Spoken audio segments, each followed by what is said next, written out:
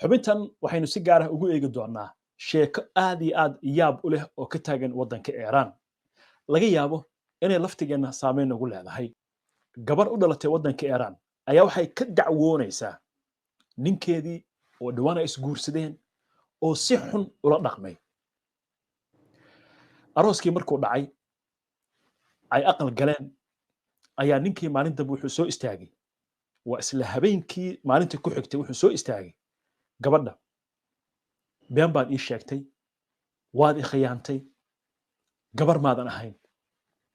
ee intaad baxdo waxaad tagtaa dhakhtarka waxaad ka soo qaadataa warqad caddayna oo muujinaysa inaad gabar ahayd arrintii dhanka qaanuunka iyo maxkamadaha ayaa iminka gaartay gabadhii waxay leedahay anigu waxaa ma samayn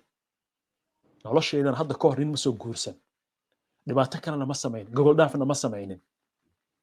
laakiin waxaa dhib igu ah intaan dhakhtar u tago inaan caddeeyo gabarnimadeydii haddaba si arrintan aynu u faaqinno oo dhanka aqoonta iyo cilmiga aan uga fiirino waxaan marti qaadnay dr Caashe Kablow oo ka mid ah dhaqaatiirta Soomaaliyeed waxay haatan ku sugan tahay magaalada Nairobi oo toos qadka ugu jirta arrintan Iiraan ka taagan horta sidee u aragtaa bismillaahi raxmaani raxiim assalaamu calaykum waraxmatullaahi wabarakaatu dhammaan mawlid aada u mahadsantahay waan ku dhawaa barnaamijka arrintan Iiraan ka taagan aniga waxaan u arkaa inay tahay arrin aan loo baahnayn xaqiiqo ahayn ka fog wacyiga saxda ah aqoonta iyo markii loo fiiriyo caqliga saliimkaana ay tahay arrin aan marnana dhakhtar soo caddayn karaay uusan jirin sida ninka Iiraaniga ah uu gabadha ku jarrabay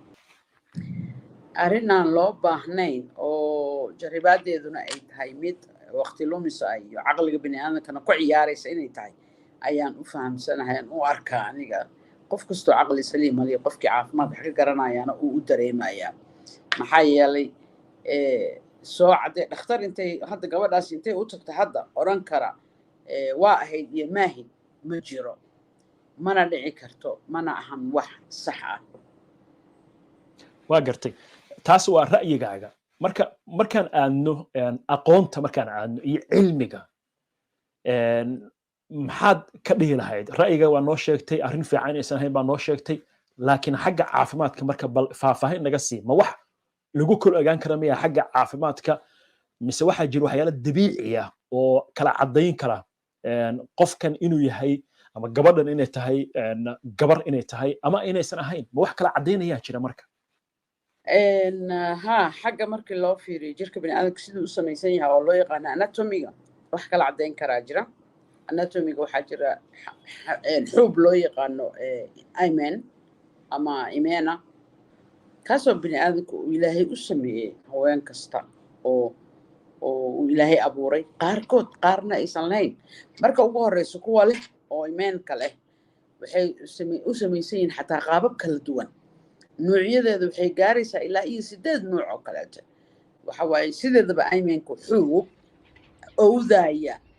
xubinta taranka haweenka wuxuu ka owdaa banaanka iyo gudaha inaana isku furnaan xigmadan jirto ilaahay meesha uu sameeyo xubin kasto bini aadamku ilaahay u abuuray xigmad iyo shaqo iyo hawl iyo wax dheef ay leedahay ayaa jira qaarkood marka uu wada owdan yahay oo waxay la kulmaan xanuuno iyo dhibaatooyin qalimaa lagu sameeyaa qaarkood maba ay laha markii labadaas cirif laga kala yimaado kuwa uu dhammaan owdan yahay iyo kuwa aan dhammaan xubkii meesha ku olin waxa u dhaxeeya ilaa 7 ilaa 8 nuuc ay u samaysan tahay imaanada marka waa waxaan dhici karin in la yiraahdo shuruud laga dhigo qofkan inuu hore u soo sameeyay galmo inaan u soo sameeyay waxaan ku ogaan karaa xubinta xubka imaanka ma aha sax ma aha cilmi ahaan sax ma aha anatomy ahaan sax ma aha caafimaad ahaan sax ma aha waa gartay waaya waxaa la yiraahdaa guurku waa wax heshiis lagu yahay oo labada qof ay isku afgartaan inay nolol qaybsadaan inay guri wada dhisaan inay bulsho kasoo baxdo halkaas kasoo farcanto waana arrin wanaagsan dhismaha qoyska marka ma loo baahan yahay marka waxyaalahaas oo kale in laga wada hadlaba ka hor inta aysan dhicin in labadan qof ay nolosha bilaabin mise wax aan in laga wada hadlo aysan ahayn weeyaba arrimahan oo kale ayadana mar labaad haddii aniga ra'yigayga loo fiirinayo haddii kan caamka loo fiirinayaba aniga ra'yigayga markii loo fiirinayo looma baahna in laga hadlo waayo marka horeetaba qofku waxaa jirta waxyaaba ku xulanayso oo ay tani u noqonayso balleetir ama u noqonayso waxaan aad loogu baahnay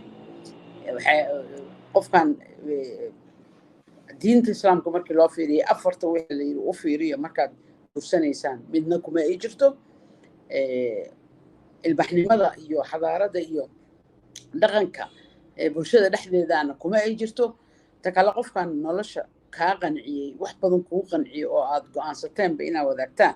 ma aha inaa waxaas daciifka oo raqiiska ah lagu xujeeyo oo noqon kartana wax anatomi ahaan sidaan horeyba usoo sheegay uusan u dhalanin qofkan sideedabana waxyaalaha bulshooyinku ay hadal hayaane bulshooyinka dhex wareegee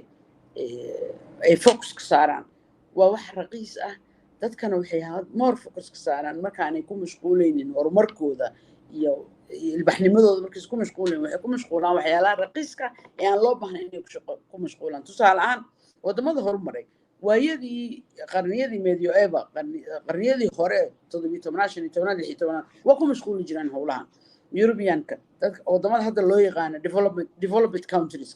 aad ugu mashquuli jireen waxay ahaan jirtay big issue markii la guursanaayo in gabadh waxaas laga fiiriyo in lagu xiro shuruudahaas in maxay laakiin hadda way ka mashquuleen waxay ku mashquuleen waxyaalo ka waaweyn iyo ilbaxnimada horumar hadda annagayna joogtaa marka ilbaxnimadii horumarkii iyo nabadii iyo dagaal la'aanta waa ku mashquuli weynay waan ka mashquulnay waxaan ku mashquulnay waxaan loo jooginay wax iska raqiis waa intaas oo kaliya waa gartay ra'yiga aad baan u fahmay Iran waa waddan muslim ah xagga dhaqanka iyo diintan wax badan baan wadaagnaa inkastoo xagga madhabta dad badan oo Iran ah ay yihiin shiica anaguna aan Soomaaliduna ay tahay dad muslim ah laakiin si guud marka loo fiirsho waa dad islaam ah Soomaaliduna waa dad islaam ah ama dad muslimiin ah marka meelaha dhaqanka la iskaga soo dhawaan karana waxaa ka mid ah arrintan oo kale dhakhtar baa tahay dabcan waa hubaa inkastoo waxyaalaha qaarkood ay yihiin waxyaalo private ah ama qofka gaar u ah shakhsi oo aan doon inaan qof magacaawdo ama dhacdo aan magacaawdo laakiin waxyaalaha caynkan oo kala dalkeena ma ka jiraan haddiise ay jiraan halka u soo laaban doonaaye ma la kulantay kiisas noocaan oo kala ma jiraan kiisas caynkan oo kala aad la kulantay ama aragtay maya nasiib wanaag annaga waa saa sheegtay muslim sunni ah aan nahay oo aad uga duwan shiicada laakiin waxaan wadaagnaa daladaas koro islaamnimada aniga intaan dhakhtarka ahay dalka gudihiisii dibadiisaba marnana ilama aysan soo gudboonaanin xaalada noocaana inaan xalliyo oo la iigu yimaado way jiraan waxyaalo fara badan oo aan isku hahaysano dhakhtarka haweenka ha loo geeyay ha soo tala bixiya la yidhaahdo laakiin dhanka tarankay taas aad ugu khusaysaa taranka markaan leeyahay waxaan ka wadaa uurka iyo ilmagaleynka iyo waxyaalahaas kale ka waaweyn haddii arrin caynkan oo kale ay ku timaado qoys cusub oo nolol wadaagay oo laakiin dhaqatar aan doonayn inay u tagaan ama xitaa in laga yaabo inay ku kala tagaan maxaad ka dhakhtar Soomaaliyeed ahaan aad ku bixin lahayd talo waxaan talo ku bixin lahaa haddana aan ka bixinayaaba TV-gaagan oo aan rabaa ummadda Soomaaliyeed inay halkan ka barato ka ogaato inay ogaadaan xubkan qofna uu ku dhashaa qofna kuma dhasho qof nooc uu ku dhashaa qofna nooc xubnaha labada ah ee jirka bini'aadamka iyo xataa qaar hal xaba ah sida xubkan oo kaleete laakiin aan nolosha u ahayn essential ama muhiim jiddan waxaa dhici karta inuu qofku ku dhalan waxaa jira labada kaliyood qof kaliya oo hal xaba ku dhashay waxaa jira xiniyaha qof hal loo xabad kale aan ku dhalanin sidaas oo kaleeto ay dhici kartaa inay gabadhaani kuma dhalanin xubkan waa la raadin karaa oo sax waa la baari karaa qaar ma ka joogaa mise sidiisa meesha kuma aan oolin laakiin aniga waxaan ku talin lahaa oon u sheegi lahaana inay ka koraan waxaas oo ay ka kaaftoomaan sideedabana horta nafta bini'aadanku wuxuu daalacdaa la yidhahdaa daahirka ilaahayna wuxuu daalacdaa qulubta adiga qofkan daahirkiisa iyo dhaqankiisa iyo sulubkiisa iyo diinkiisa iyo xataa quruxdiisaba ku daray cilmigiisa iyo maalkiisa aa ku qanciyey adna kaaga sidoo kale u qanciyey nolosha intaa kula wadaag